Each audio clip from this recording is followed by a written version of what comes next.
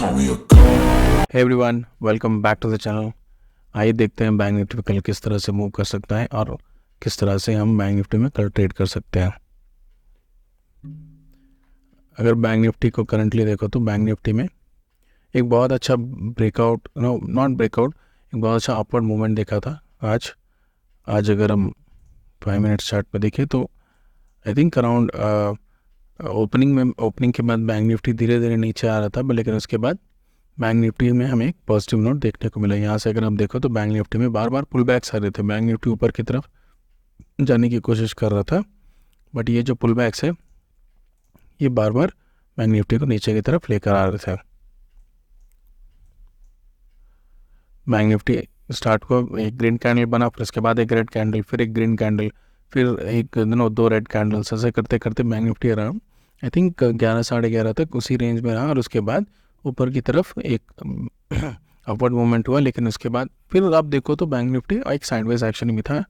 तो आज अगर आप देखो तो बैंक निफ्टी का ओवरऑल जो स्ट्रक्चर था वो साइडवेज टू बुलिश ही था, लेकिन अगर निफ्टी को देखो तो निफ्टी में एक बहुत अच्छा अपवर्ड मूवमेंट था। निफ्टी खुला अराउंड 19,380 के आसपास और उसके बाद वो करते करते अराउंड 508 तक गया।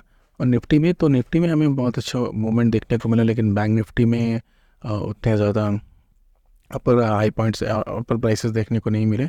तो हो सकता है कि कल हमें बैंक निफ्टी में एक अच्छा ब्रेकआउट देखने को मिले। ये जो प्रीवियस हाई था बैंक निफ्टी का विच वॉज अराउंड 45,650, हो सकता है बैंक निफ्टी इसके ऊपर निकलने की कोशिश करे, लेकिन उसके लिए एक चीज़ बहुत ज़रूरी है, वो है HDFC बैंक। HDFC बैंक जो है वो बहुत नेगेटिवली अभी ट्रेड कर रहा है।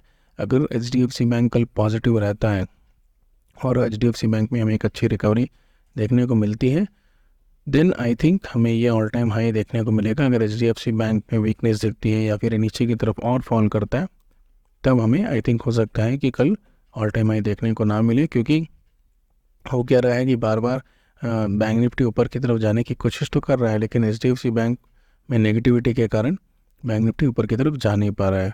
तो कल अगर बैंक निफ्टी एक पॉजिटिव जोन में खुलता है, कल अगर बैंक निफ्टी एक गैप अप खुलता है यहाँ पे which is around 100 points 150 points, अगर गैप अप खुलता है तब हमें एक अच्छा अपवर्ड मूवमेंट देखने को मिले, या फिर फ्लैट खुलता है। दोनों केस में अगर फ्लैट खुल के ऊपर की तरफ निकलना शुरू करता है, देन आई थिंक मैं जब ये आज का जो हाई है वो क्रॉस करेगा अराउंड 45,400 के आसपास, अगर वो क्रॉस करते हुए ऊपर की तरफ जाएगा, तब मैं ट्राई करूँगा एक पोजीशन यहाँ बिल्डअप करने की। बहुत एग्रेसिव पोजीशन नहीं लूँगा, लेकिन इस एरिया के आसपास एक पोजीशन ज़रूर बनाऊँगा।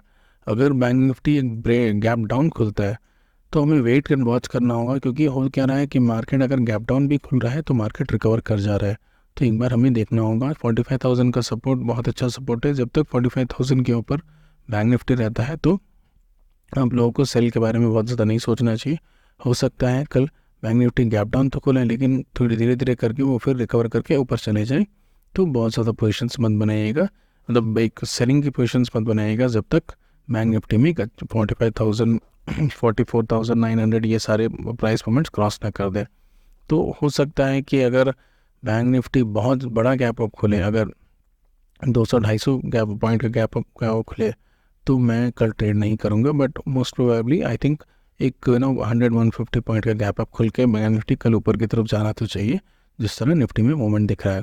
अगर निफ्टी की बात करें तो निफ्टी ऑल टाइम हाई पे ऑल टाइम हाई बना रहा है। निफ्टी ऊपर की तरफ एक बहुत अच्छा मूवमेंट यहाँ पे अगर आप देखो तो एक कंसर्न सबको है, क्योंकि निफ्टी में हो क्या रहा है, निफ्टी में जो मूवमेंट है बहुत शार्प है। यहाँ से निफ्टी जो था 18,650 से जो निकला, ये कंटिन्यूस मूवमेंट कर रहा है। तो ये बहुत ज़्यादा इस तरह के मूवमेंट सर्वाइव नहीं होते। हो सकता है कि यहाँ जाके हमें धीरे से एक करेक्शन देखने को मिले और यहाँ पे फिर डिसाइड होगा, इस एरिया में डिसीजन होगा कि क्या ये ऊपर की तरफ जाएगा या फिर एक ब्रेक डाउन करके एक ब्रेकआउट फेलियर हमें देखने को मिलेगा।